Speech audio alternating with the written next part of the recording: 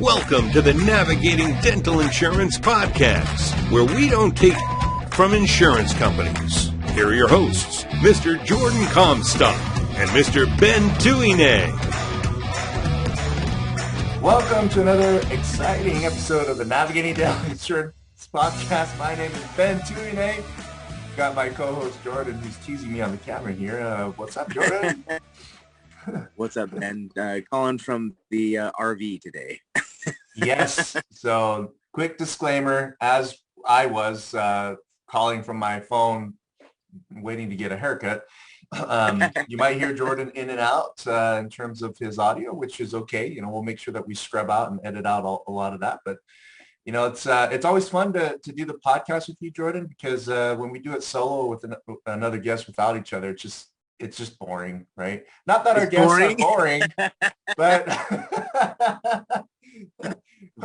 we make it interesting when we do it together. When we're together, we party, Ben. Yeah. Yeah, man. Well, we've been doing it a lot. We've been recording webinars for a long time. You know, I think that's appropriate, right? Totally. Absolutely. 100%.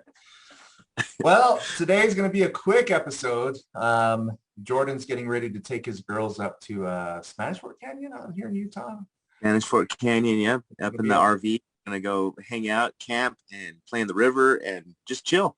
It'll be 10 to 15 degrees cooler than it is here in the valley, which is always a nice thing. Oh, yeah. So, you know, as we wind down summer, you know, a lot of families are looking to do a lot of fun things throughout the year. I'd love to hear from many of you some cool ideas. We kind of do the same things every year, and it's like, man, I know, me too. Different. Yeah, we do the same stuff. I'd like to figure out cooler places to go vacation. Absolutely. That sounds like yeah. Well, cool. So today's topic, as indicated in the title, is dropping dental insurance, PPOs, HMOs, whatever. Is it a good idea to do that during a recession? Now, according to the financial markets, we're in a recession, but the question becomes, it doesn't even feel like it, right? Well, maybe it does. I don't know. I wonder for some families if they're feeling the crunch, right? I know that with gas being above $5 a gallon, most parts of the country, like Jordan, whenever you see like a $4.98 advertised, sadly, I've never gotten that great of gas in over 10 years. Our cars have always required the mid-tier or the high-tier octane. Yeah. And so we're always paying $6 or $5.50 for gas and diesel, almost $6 for my truck. I'm in my motorhome right now, and I think I filled it up last time, and it was almost $300. Oh, jeez. For the motorhome. It's so much. It's ridiculous. Yeah. You know, but it's interesting. You know, it's like we're in a recession. Back in 2008, I felt that one. That one was hard. I felt that one too. Yeah. I was at the dental lab at the time, and we really felt that one. Yeah. Business wise, everything slowed down. Things didn't get expensive. I don't remember. I know gas kind of went up and down, but groceries and all the things that we're experiencing today, financially, we didn't see that. We just saw less business. Well, income started to drop, right? I think that's what we were really hit with. So I guess that becomes a question. You know, in our world, you and I, we don't really see what we saw back then. You know, I think many business owners would say the same thing. Most business owners, I should say. But for everybody else, like that has a common PPO plan, if you go out of network, is it a good idea? What do you think, Jordan? From what you see with your clients and networking, you know, in what we know about today's recession, is it a good idea? Do you think it's a good idea to drop insurance or not? Yeah, I mean, every practice that's coming to us right now, I would say like 98% of them, maybe more, are coming in, and the main strategy that they want to do is drop insurance. That's what they're starting to do right now. I think there's smart ways to do it, and there's crazy ways to do it. Most everyone, though, that is coming, at least calling my team and chatting with us, you know, that's still their main strategy. And here's why, because in this recession, it's kind of strange. Right? Inflation is increasing. Episodes on this where insurance companies are getting more challenging to work with, right? They're becoming more challenging to work with. They're denying more, they're delaying more. I think they're forcing more to, decreasing of discounts. So I think that's kind of why we're seeing, at least over at Boom Cloud, practices still wanting to reduce dependence on insurance, because it doesn't make sense in this economy right now. Right. Totally. So that's absolutely. We have some clients that are looking to drop insurance, and the advice that they're getting from even their money managers, right, is that it's okay. The economy is actually not slipping as heavily as it was back 10 years ago, to the 2008 and 9 recession. Yeah. And I guess the concern becomes, if I'm a PPO patient and I like you as a dentist, I have history with you, and you drop my insurance plan, now I need to see you out of network, are the majority of the patients going to protest that? And coincidentally, we've had clients dropping insurance all year. Every month we have 10 to 20 clients that are walking out of network with certain PPOs. And the rate of patient attrition, it doesn't seem to be any different than it's been in years past, right? Yeah. Mm-hmm. But leading into the future, it's kind of like, well, when is this recession actually going to be bad enough for us to feel it? Sure. Well, let's look at the stock market. Stock market has it. So the Dow Jones is 31,962 right now. The S&P 500 is at 3,969. And my market manager, money manager, said that if it hits 3,700, the S&P 500, you want to slow pace and, not buy a lot. Yeah. If it hits 3,600, buy. That is a trigger for you to buy. So sure. S&P went down to 3,800. It came very close to 3,700, and then it bounced right back. Now it's at 3,900, and it's like, well, I guess I missed that opportunity, but who knows? Nobody knows when it's going to come down in the future. So I guess that's, we're going based upon current economic conditions. And yeah, it is a crunch for a lot of people in terms of the financial, the inflation issues.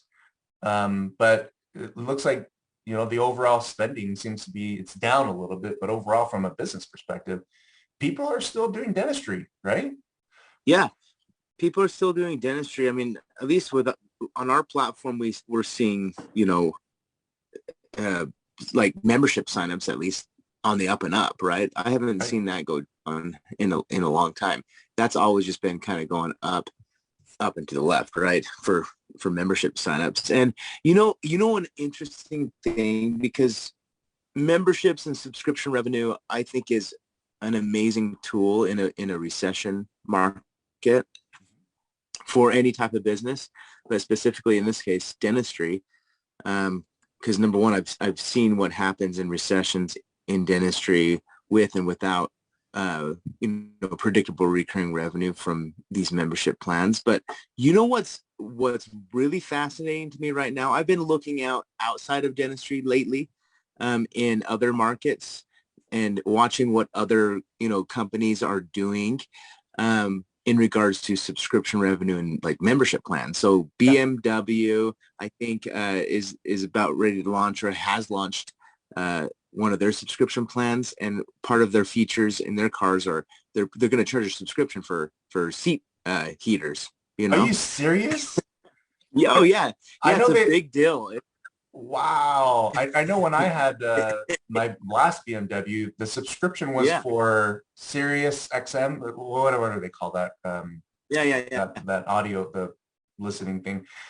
And then the other subscription was for the annual updates to your navigation. If you don't, you have to pay like something towards $2,000 a year to get it updated. And I always thought, screw that, I'm going to use my phone. I mean, I pay subscription.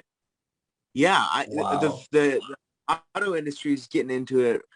I pay a subscription for I have a Tundra, and I pay subscription so I can like from my phone I can turn my Tundra on and off, Mm-hmm. or I can lock doors. I can, like, for example, I traveled last week and I drove my truck to the airport and I forgot to lock the doors, and I landed in Colorado and I'm like, did I lock my doors? And I was able to get on my app and lock it from my app all the way from Colorado back to Mm-hmm. Utah, right? So Yeah. I pay a subscription there. Another crazy thing is I I just recently read this, and I've been talking about this quite a bit. Taco Bell just launched a subscription plan. What? $10 a month. It's like the taco lovers plan. Yeah. Oh man, my son is going to be excited about that. Yeah. It's no, it's insane. I think the first quarter they generated they went from zero to like $1 million a month in predictable recurring revenue from their taco subscription. I think it's like $10 a month, and they get certain benefits. I haven't researched their benefit plan yet. I'm only researching, number one, why they're doing it. The number one reason why they're doing it is because, well, predictable recurring revenue is good in recession. It's good in an excellent economy, and it creates stability, right? Even for a restaurant chain as big as Taco Bell. I can't believe I'm talking about this. I think they have like just under 800 locations across the United States, Mm-hmm. and they're seeing the value of subscription revenue, with tacos. I'm on the website now. Taco Bell launches first ever taco subscription. That is totally rad. Well, Jordan's frozen here for just a little bit. I wish you could see his face on the camera. All this here. information until 9.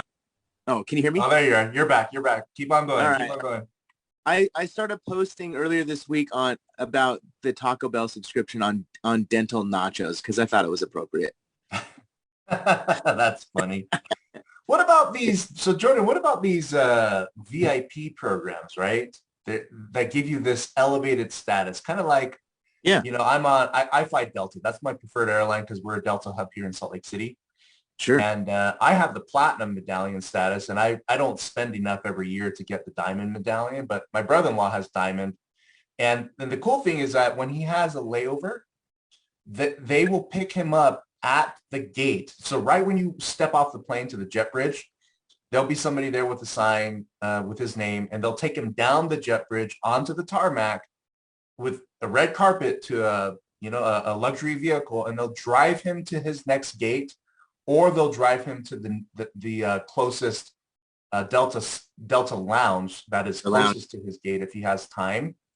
And it's such a cool thing. And I asked him, do you get upgraded all the time when you fly? He said, not all the time, but 99% of the time, especially when he travels international. He says 100% of the time when he travels international, he gets upgraded to the lie flat seats and the big cubicles, and I think for an airline, that's pretty cool, right? To get that status, knowing that you'll pay economy fare, but you get upgraded to, the first class experience almost all the time. In dentistry, go ahead. Real quick, the interesting thing on that too, because I've been analyzing one of the companies I've been looking at for subscriptions outside of dentistry is Delta Airlines. And I have a whole post on this I posted that on Dental Nachos again, because I'm just looking outside of dentistry and what other people are doing and trying to bring that back in, that mindset of memberships and subscription, and really start educating more on this concept. But even I think Delta partners, with what I've been looking at, they partner with American Express. Mm-hmm. and American Express, you can't just go get that card. You got to pay a yearly subscription, right? Mm-hmm. I use it for my business. I'm sure you do too, Ben. Yep. And they have different tiers, and I think one of the tiers is, I can't remember, I think it's the platinum card, and you get this Delta Sky Lounge included in it and things like that when you go travel. Yeah. So Delta, with their partnership with American Express, they're creating subscription revenue there. When I was on the plane too, I get on I buy the internet packages because I like to work on the planes. It's a really great time where nobody's really bothering me. I can just focus and get some work done. Mm-hmm. So I always buy the internet and I work. But I noticed too that now Delta is saying, hey, do you just want to subscribe and pay us a monthly fee to have Delta internet? So every time you come on the airplane, you've got Delta internet, you know? Yep. So I'm like, oh, that's really fascinating that they're trying to generate multiple streams of predictable recurring revenue through multiple avenues of membership offerings, right? So I just think that it's really fascinating. To your point, with in dental, the VIP membership plans, that is becoming a trend. There's actually a couple of trends going on in regards to like subscription subscription dentistry. The VIP one, the VIP offer, where I think the patient pays, and no matter what, they can get in. If it's an emergency, like they fit them in. Their priority right. Patients, right, is kind of how they handle it. Well, I was over at Dykema in Colorado for the conference there, and we signed up a practice from Puerto Rico. I think they own like five or six locations. Yeah, real cool practice owner, and he owns 5 or 6 locations, and that's what they're doing. They're doing a VIP plan in addition to their like basic preventative maintenance plan. But they're doing a VIP plan because I don't know if it sounds like they're in a really wealthy area, and they're able to capture that demographic. And that's the thing, though. There are, in every area, there's always certain demographics from, if you look at it from a financial standpoint, from, you know, poor to rich, right? And you can create plans that, membership plans that I would say can cater to each of those demographics, you know? So that's kind of what these guys are doing. And,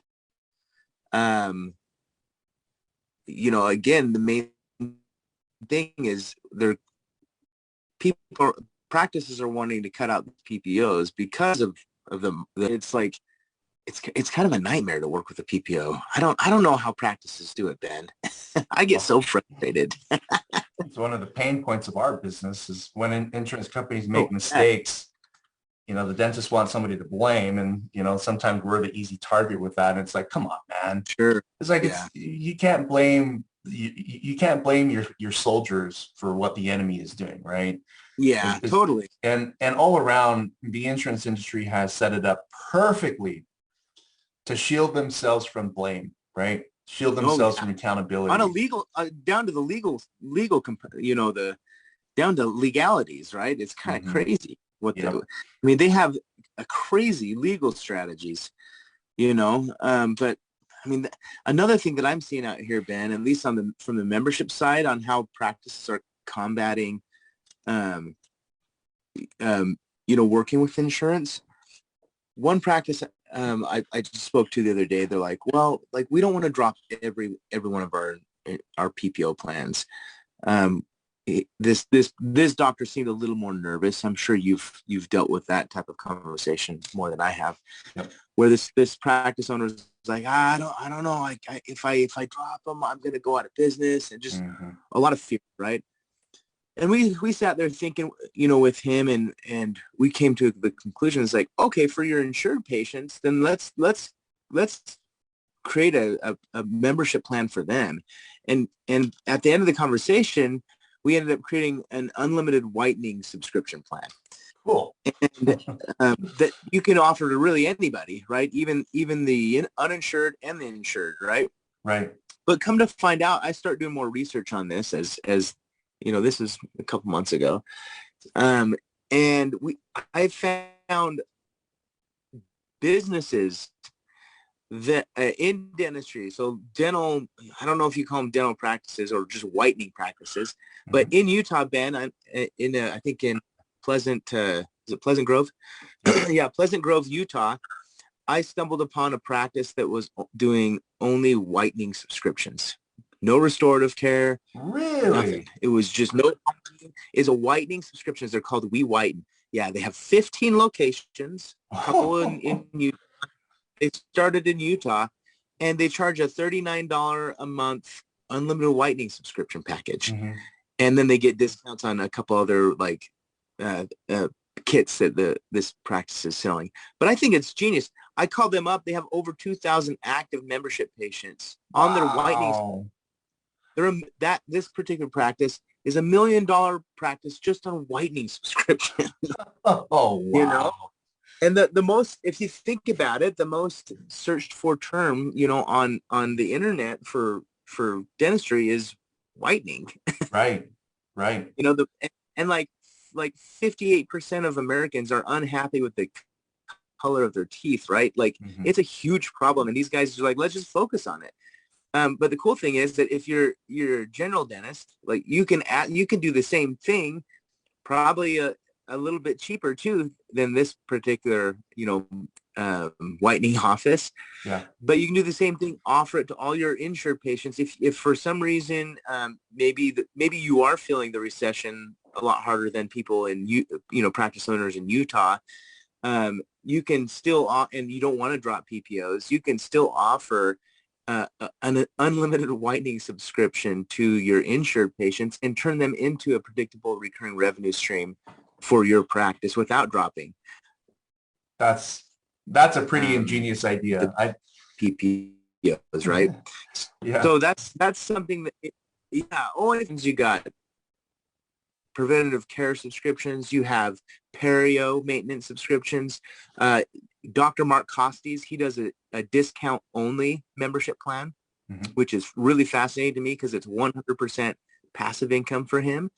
And even after his like PPO patients, when they hit their maximums, he can put them on the discount plan only membership plan in his office. So we're seeing those take trend in the industry. And then the VIP plans that you talked about, where it's like Delta, but for dentistry, and not Delta Dental, Delta Airlines is what we're talking about.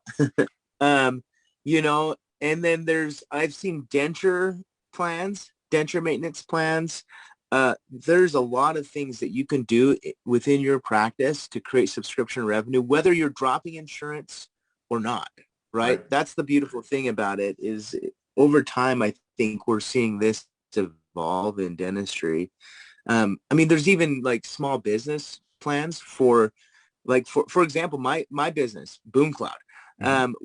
Every one of my employees, we pay for a dental membership plan as one of their employee benefits. To Dr. Smith, or Dr. Anderson, excuse me, from Essential Dentist. I don't know if you know him, Ben. He's here in Utah. He uses our software, Boom Cloud, to manage his membership plan, but we've created a custom, this sounds weird, a custom Boom Cloud employee plan on his Boom Cloud account.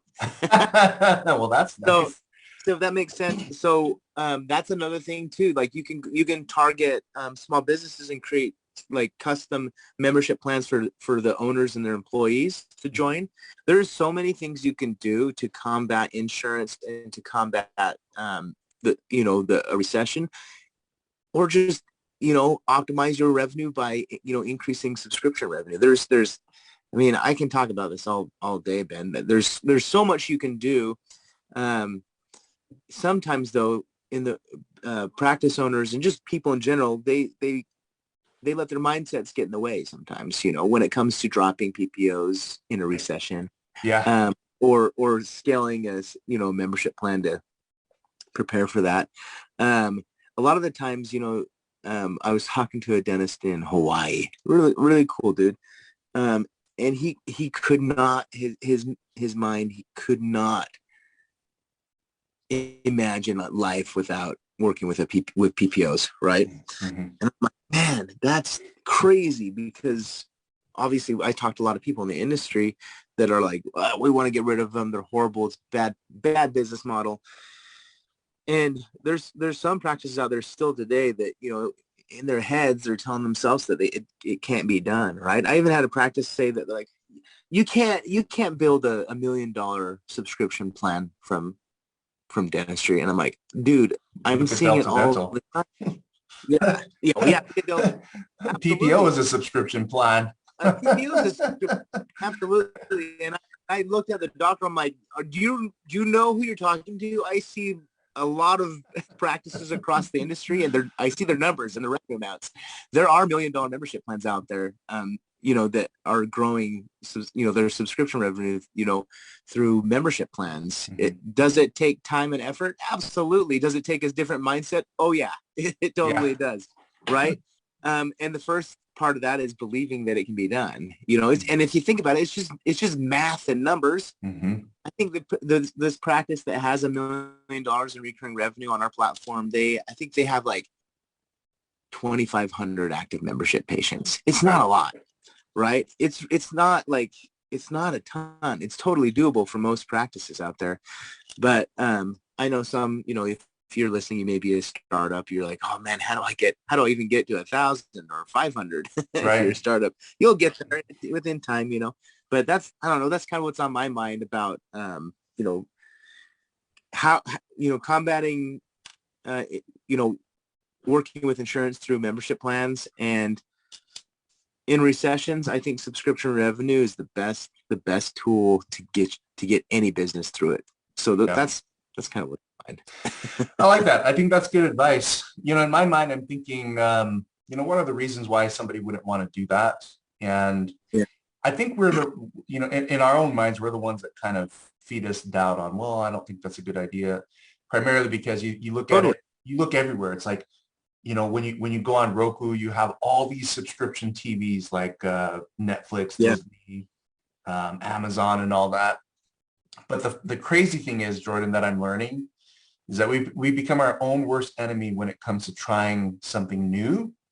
We do. Is successful for others, but we doubt ourselves, thinking, well, that might not be successful for me because I wouldn't do it, right?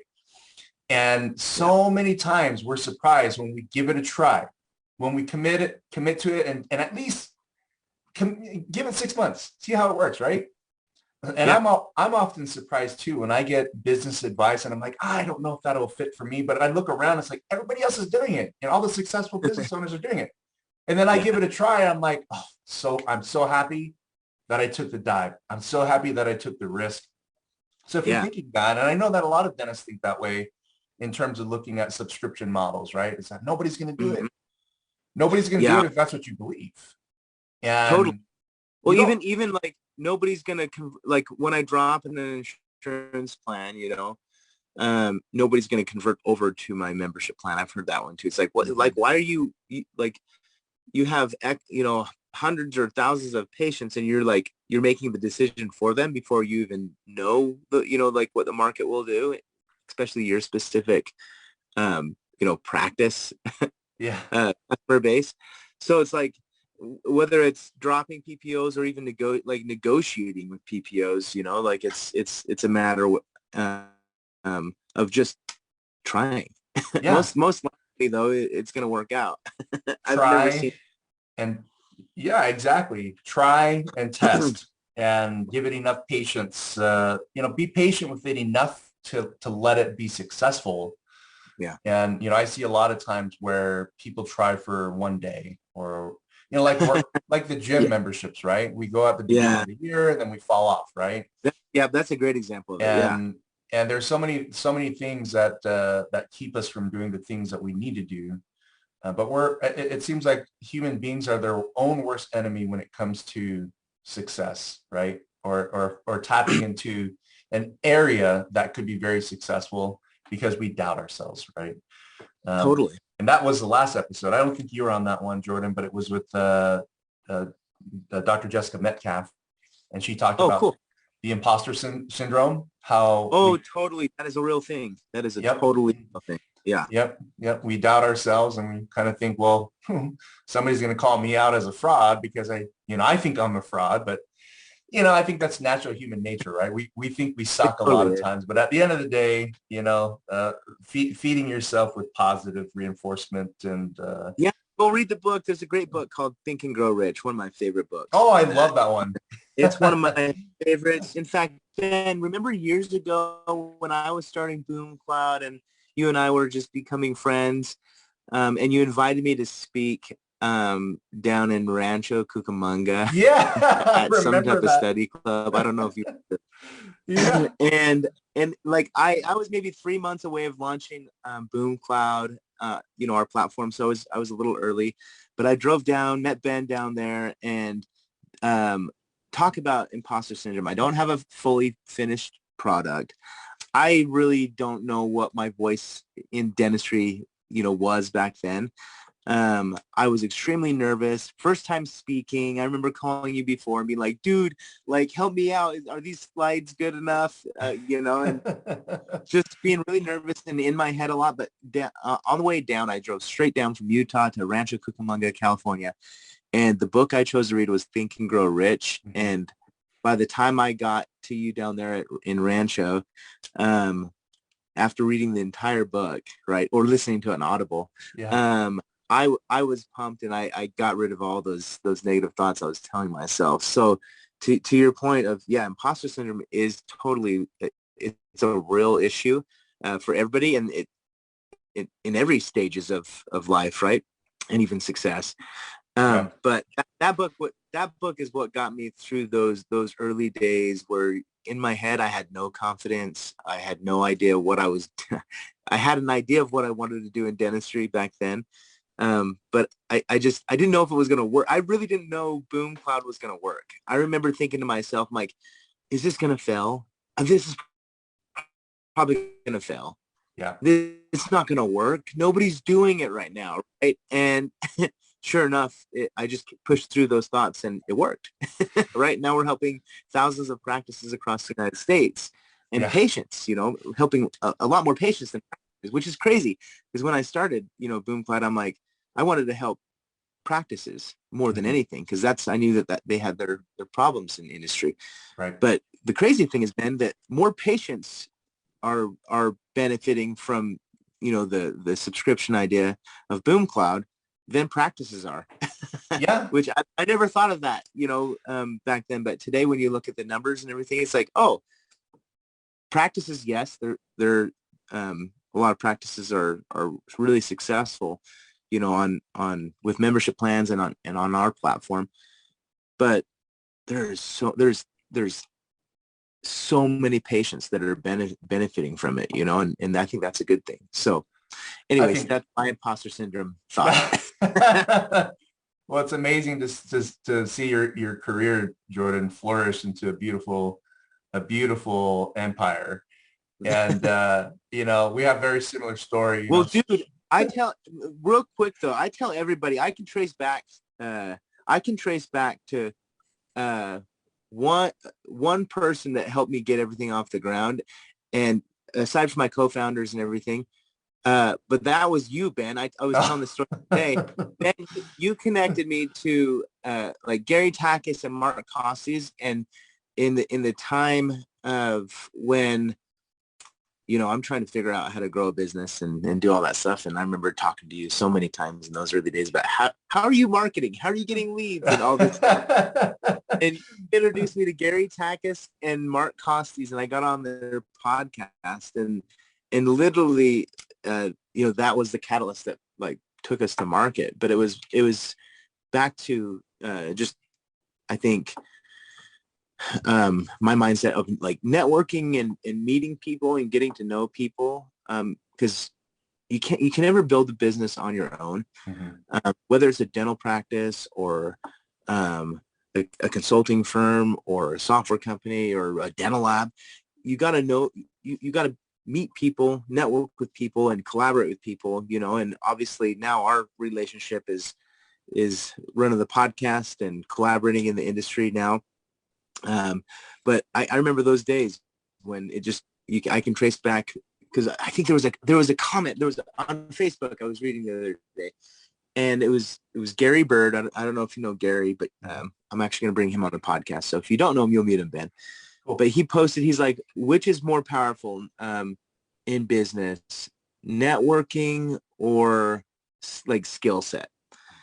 And I said, well, networking, because I can literally trace back and with my relationships and see like who influenced what in my life and my business to help me get it off the ground. And then there's obviously now more people helping influence, and that goes with any business. Thinking about like my dad's dental lab, like my dad goes and networks and meets people all the time, and that's how he has grown his business, right? But really I think networking is a very powerful way to grow a business. Even if you go back to our topic earlier, to growing a membership plan, right? Mm-hmm. Joining those networking groups in your areas, like there's the BMIs, I think, or BNI is a networking group that is in pretty much every state that you can join and meet other business owners and get them to refer, patients to you or refer people to sign up for your membership plan, right? So back to, this has been good. We talked about recession, dropping insurance, subscription plans, imposter syndrome, and networking. Networking. All of which are all of my favorite topics to talk Yeah. about. No, going back to what you said about tracing things back to the beginning, dude, you're a go-getter, man. Whether I was there, anybody else was there, your success was inevitable. And all I did was point my finger, and you did all the work. I just said, hey, check this out. This looks cool. Look at this on the shelf. And you went, you read it, and you tore it up. Yeah. And I think that at the end of the day, that book that you reference, if we think big and if we think successful, kind of like one time when I was just like you, I went to an event up in Seattle, and I had one bank account, one credit card. And, and that credit card did not have a high limit. But when you check into the hotel, you have to swipe your credit card, even though the event is paying for it. But they still reserve the whole amount for the trip, right? Sure. So in this case, it maxed out my credit card. And I took my whole family up there. I'm like, crap, I don't have anything on my credit card. It didn't have a whole lot in my bank account. But I went and I gave the speech of my life, because that's what launched my career. Is I gave that talk to a group of people, and Rick Workman, the former owner of Heartland Dental, was there. Oh, yeah. And I gave a speech, and it changed my career forever. Exactly what you talked about. I did it the way you did it in Rancho. Is I did it with confidence. I knowing that I had nothing. I had nothing in my bank account. Yeah. Nothing. Yeah. And then all of a sudden, boom, the career just took off. And I think that advice that you gave, Jordan, especially for that book, is applicable no matter who you are, what your setting is. If you're in business and you want to get it, you got to believe it, man. You got to put your mind to it. But, totally do. But this is awesome, Jordan. I think this is a great episode, at least for me. It's so nice to hear all the different opinions and advice that you have on a number of different areas. Now we're just going to go ahead and close this episode. Jordan has more important things to do, like be with his I got to girls, go play in the river. I got to play in the river, man. There you go. But hey, our invitation out there for any listener, if you're a dentist, consultant, work in the front office, back office, wherever it may be, if you feel like you have some tips that you want to share with listeners, give us a call. Check out our websites. You can contact Jordan through BoomCloud or me through Veritas. And we'd love to have you on the program as we build our guest list for this year and next year. We'd love to have anybody on here that has a piece of tidbit of information that might be helpful for the industry. Jordan, appreciate all you do, man, and your advice and your wisdom. Go have some fun with your girls, and we'll check in with everybody again next week. Thanks, Ben. Good seeing you, man. Take care, everybody. See you, Jordan. Yeah.